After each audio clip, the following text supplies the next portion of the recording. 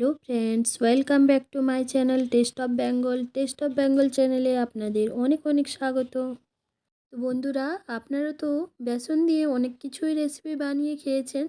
তো বন্ধুরা, বাড়িতে যদি সবজিপাতি কোনো কিছুই না থাকে, তাহলে হাতে থাকা কম সময়ের মধ্যে ঘরে থাকা কিন্তু সামান্য উপকরণ দিয়ে আপনারা বানিয়ে নিতে পারেন দুর্দান্ত স্বাদের এই রেসিপিটি। তো এই রেসিপিটি বানানোর জন্য আমি প্রথমে এখানে দুটো মিডিয়াম সাইজের পেঁয়াজকে কুচি করে নিয়ে নিচ্ছি। তো বন্ধুরা, আমার চ্যানেলে কেউ নতুন হয়ে থাকলে প্লিজ চ্যানেলটিকে সাবস্ক্রাইব করে পাশে থাকবেন, আর পাশে থাকা বেল আইকনটি একটু প্রেস করে রাখবেন, যাতে করে আমার অল নোটিফিকেশান আপনাদের কাছে তাড়াতাড়ি পৌঁছে যায়। আর আজকের আমার এই রেসিপিটি কেমন হয়েছে আপনারা অবশ্যই একটি ছোট্ট কমেন্ট করে জানাবেন, আর লাইক করতে কিন্তু ভুলবেন না।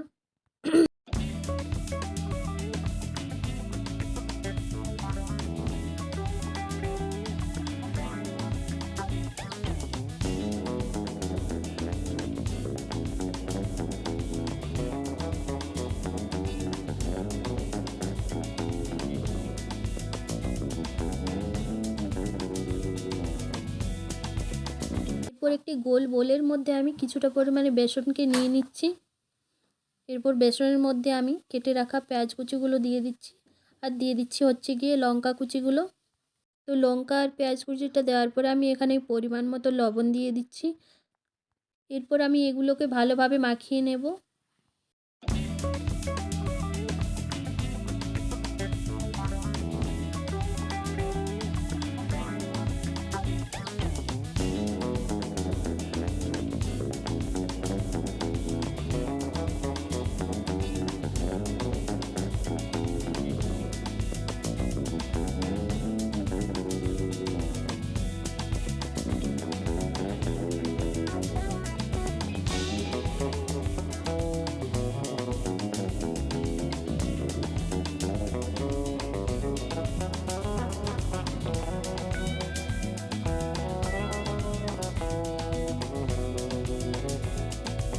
এরপর কিন্তু আমি গ্যাসটা অন করে গ্যাসের মধ্যে একটি ফ্রাই প্যানকে বসিয়ে দিয়েছি গরম হতে।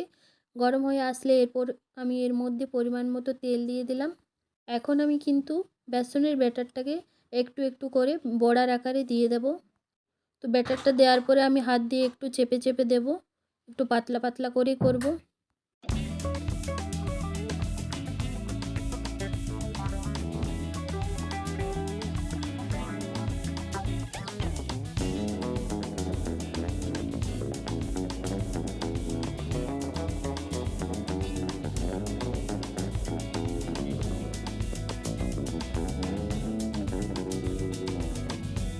তো এরপর কিন্তু আমি উলটপালট করে বড়াগুলোকে ভালোভাবে ভেজে নেব। তো বড়াগুলোকে কিন্তু বেশি কালচে করে ভাজবো না, তাহলে কিন্তু সবজি বানানোর পরে একটু তিতে কষা ভাব চলে আসবে। সামান্য একটু গোল্ডেন কালার চলে আসলে বড়াগুলোকে কিন্তু ভেজে তুলে নেব।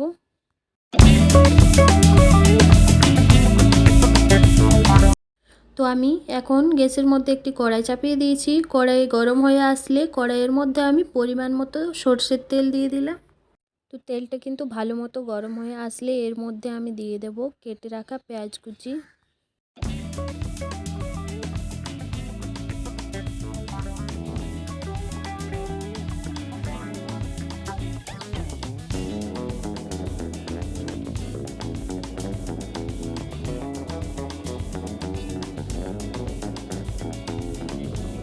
পেঁয়াজটা সামান্য একটু ভেজে নেওয়ার পর এর মধ্যে আমি দিয়ে দিলাম একটি মিডিয়াম সাইজের আলুকে কেটে রেখেছিলাম, সেটাকে এর মধ্যে আমি এখন দিয়ে দিলাম। তো এখন আমি আলুটাকে একটু ভেজে নেব, তার জন্য এখানে আমি সামান্য একটু হলুদ গুঁড়ো দিয়ে দিলাম।